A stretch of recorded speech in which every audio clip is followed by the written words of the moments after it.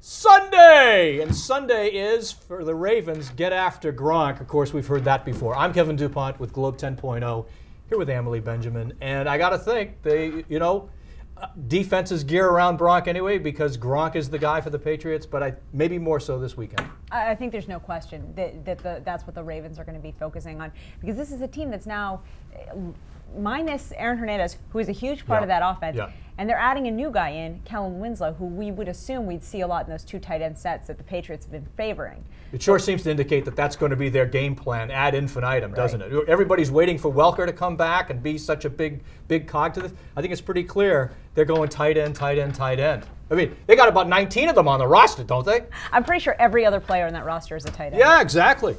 So that said, if it's that obvious to us, usually means it doesn't happen, right?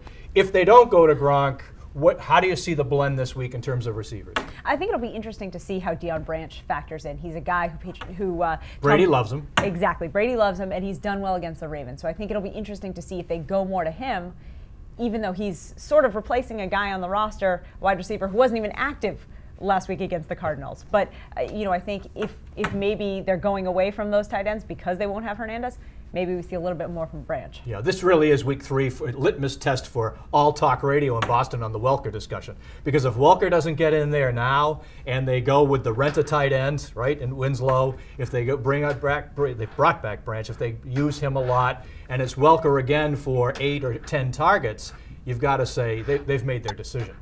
But that's the funny thing is you never know with this team. All of a sudden, no, you don't. We could see him thrown to 15 times for 150 yards.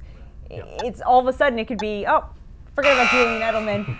We're right back to Wes Welker. But I do think that Gronk in particular will have a tougher time against the Ravens this week than he would if Hernandez were in there. I think that's not a hard thing to say. Yeah, they're deep, and in Boston we have a hard time when we just saying they got a big toolkit. I think they've got a big toolkit. I think we'll see a lot of Welker. I think we're going to see a lot of these guys.